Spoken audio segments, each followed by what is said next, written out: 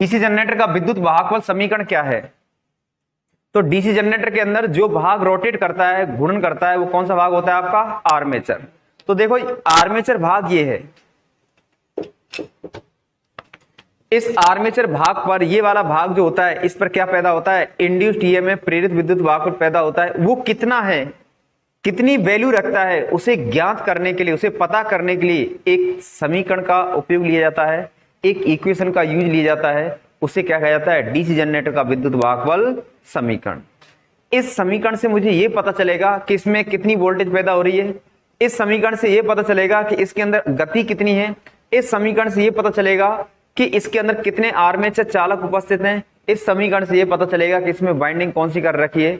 इस समीकरण से मुझे यह पता चलेगा कि इसमें फ्रीक्वेंसी कितनी है। तो कहने का मतलब है, इस डीसी जनरेटर पर उत्पन्न होने वाले ईएमएफ को ज्ञात करने के लिए जिस समीकरण का उपयोग लिया जाता है वो क्या कहलाता है? आपका डीसी जनरेटर का विद्युत वाहक बल समीकरण।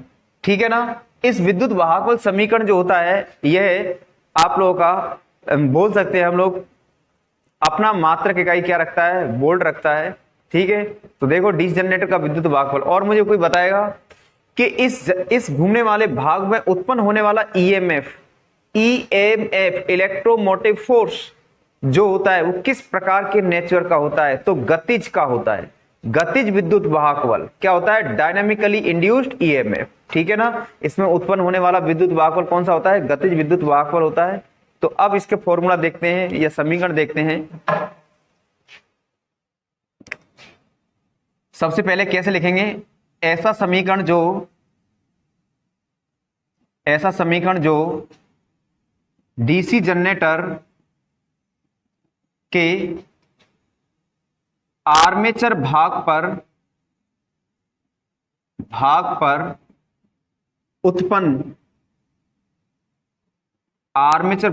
उत्पन्न ईएमएफ ज्ञात करने हेतु उपयोग लिया जाता हो वह क्या कहलाता है? डीसी जनरेटर विद्युत वाहक बल समीकरण कहलाता है।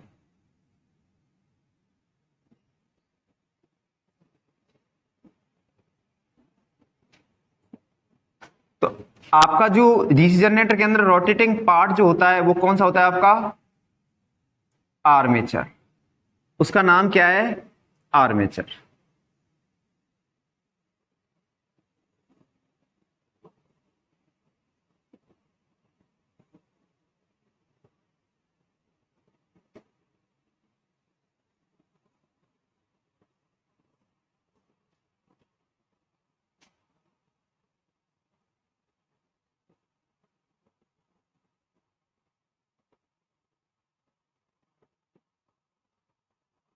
तो ये है आपका आर्मेचर। इस आर्मेचर पर उत्पन्न होने वाला ईएमएफ जो समीकरण होगा, ईजी बराबर ईबी बराबर phi Z N P upon 60A। यह समीकरण होता है आपका। ईजी का मतलब होता है जनरेटर उत्पन्न ईएमएफ, जनरेटर उत्पन्न ईएमएफ। फाई क्या है? प्रति पोल फ्लक्स। किसमें मापा जाएगा? ये वेबर। जेड क्या है? चालकों की संख्या। जो कंडक्टर हैं वो कितने हैं, उनकी संख्या। एन क्या है? आर्मेचर गति। कौन सी गति? किसमें मापी जाएगी? या तो आरपीएम या आरपीएस। पोलों की संख्या। किसकी संख्या? और ये समांतर पथों की संख्या।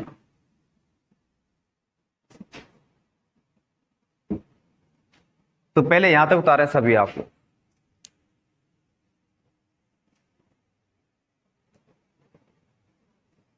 देखिए मैं इसको क्लियर कर रहा हूं, ध्यान रख लेना। नोट में क्या लिखना है वो आपको देखना है यहां पर।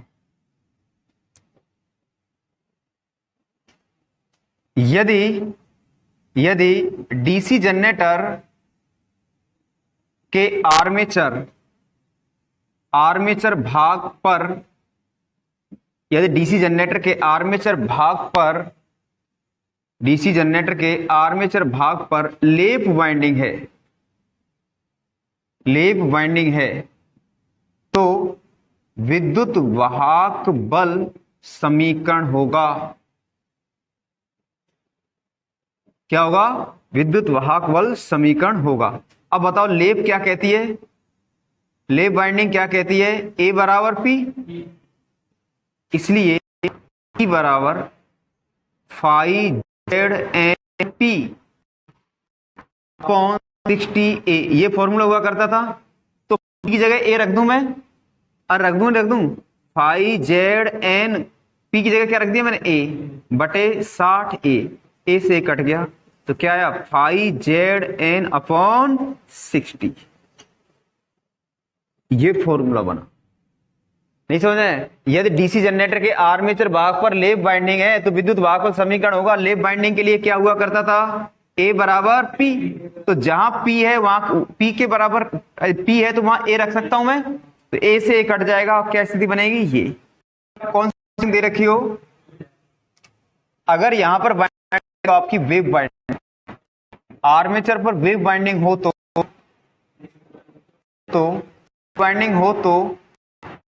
तो विद्युत वाहक बल होगा किस पर? आर्मेचर पर।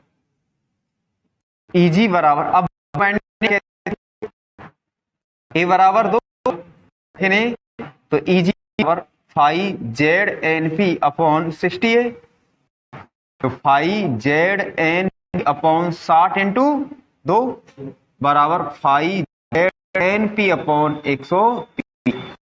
फॉर्मूला आपको इस्तेमाल करना, और ये फॉर्मूला जो है आपके डायरेक्ट भी क्या हुए, आपके क्वेश्चन पूछे गए डायरेक्ट, ध्यान रख लेना। तो नोट करो,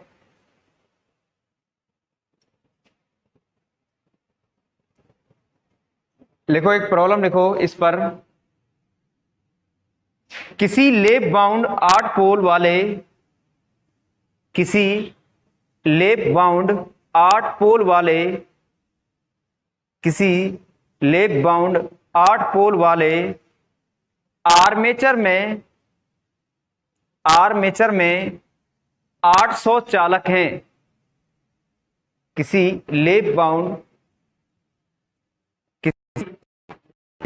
8 पोल वाले आर्मेचर में 800 चालक हैं और फ्लक्स का मान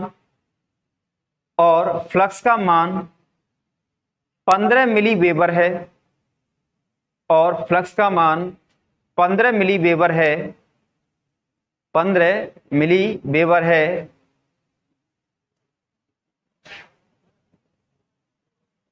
यदि आर्मेचर की घूर्णन गति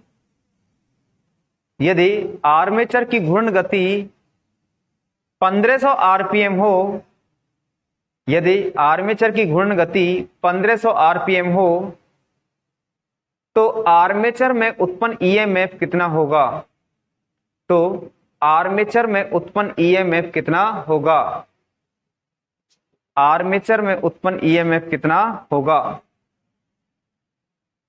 आपके 4 ऑप्शन लिखने हैं आपको। ऑप्शन लिखें 96 वोल्ट, 110 वोल्ट, सी में लिखें 100 वोल्ट और डी में लिखें 230 वोल्ट।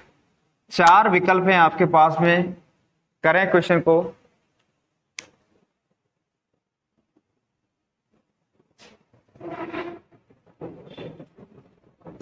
देखिए सॉल्यूशन, देखिए बोलिए क्या क्या डाटा दे रखा है। पोल कितने हैं और बोलो, चालक कितने हैं और बोलो, फ्लक्स कितना है 15 मिली वेबर। इट मीन्स 15 इंटू 10 की पावर -3, 1 मिली बराबर 10 की घात -3। और बोलो एन कितना है 1500 आरपीएम। और बोलो ईजी निकालना है। और बाइंडिंग कौन सी कर रखी है आर्मेचर पर? आर्मेचर बाइंडिंग कौन सी है? लेप बाइंडिंग। लेप बाइंडिंग क्या कहती है? ए बराबर पी। अब यहां आपको पता है लेग बाइंडिंग है, तो आपको पता है मैंने लिखाया कि Eg बराबर क्या होगा, 5Zn बटे 60। ये फॉर्मूला लिखाया नहीं लिखाया नोट में फॉर्मूला? बस आपको क्या करना है, वैल्यू पुट करना है। फाई का मान कितना है, 15 इंटू 10 की पावर -3। जेड का मान कितना है, 800। एन का मान कितना है, और ये कितना है, 7। कट जाएगा कुछ, 15 से कट जाएगा, 15 चौके 60, 4 से कट जाएगा, कटेगा नहीं कटेगा। उसके बाद में 3 जीरो कट जाएंगे नहीं कट जाएंगे, 1 2 3 कट गई नहीं कट गई, अरे कट गई क्या, है ना? कहीं और हमसे मिस्टेक हो रही है। देखो फाई की वैल्यू रख दी हम लोगों ने, जेड की वैल्यू रख दी, एन की वैल्यू तो रख दी, सब रख दिया। चौके 60,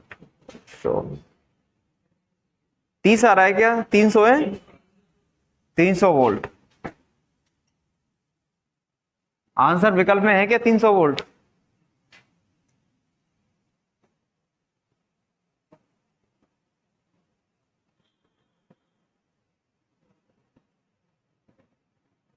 ठीक है भाई, कितना रहा है, 300 वोल्ट। तो जो ऑप्शन थे आपके, ऑप्शन में क्या क्या था देखो, डाटा क्या है, थोड़ा सा मेरे से मिस्टेक होगी, क्या क्या है बोलो। 96 वोल्ट और 100 वोल्ट और 230 वोल्ट। इस 230 वोल्ट को काट के 300 वोल्ट।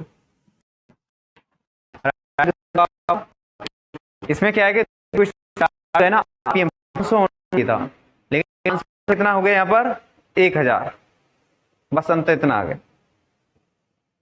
आया सवाल समझ में? ठीक। तो इस पर न्यूमेरिकल क्वेश्चंस आपके बनते ही हैं। अब आते हैं थ्योरेटिकल क्वेश्चन, देखना कैसे कैसे क्वेश्चन बनते हैं। करें हम आगे तरफ, एक दो सवाल और लिखेंगे, फिर अपन साइंस पर आगे स्टार्ट करते हैं, ठीक है ना? साइंस क्लास स्टार्ट करेंगे।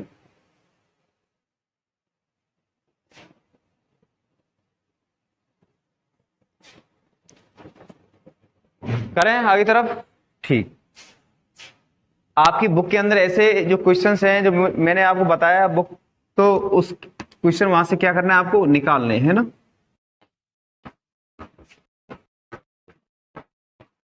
कुछ मैं बोल रहा हूं आपको, एक डीसी जनरेटर, एक डीसी जनरेटर, एक डीसी जनरेटर की गति पहले अपेक्षा बढ़ जाती है, पहले अपेक्षा 2.5 गुना जाती है, 2 कितना बढ़ती है, 2.5 गुना बढ़ जाती है। तथा डीसी जनरेटर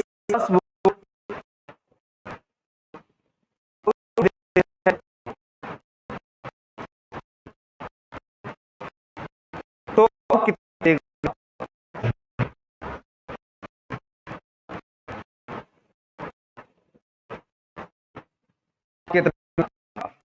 कल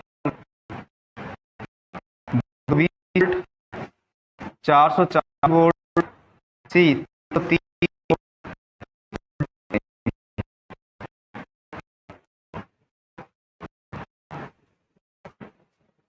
देखो,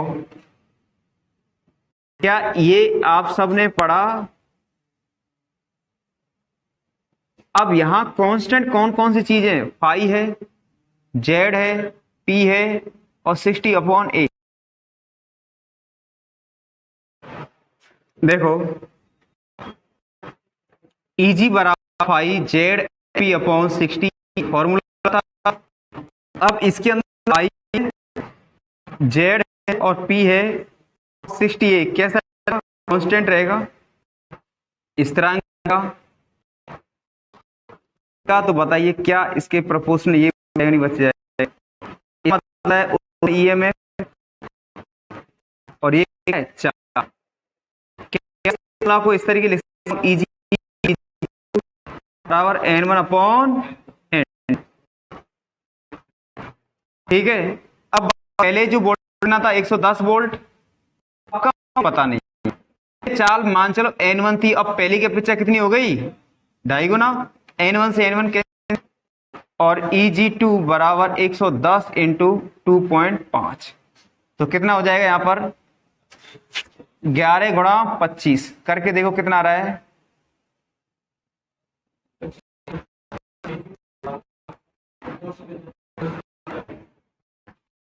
एक जो है बड़ी बड़ी, तो ये कौन सा होगा आपका, में से कोई नहीं। राइट आंसर कितना है 275 वोल्ट। उतारो।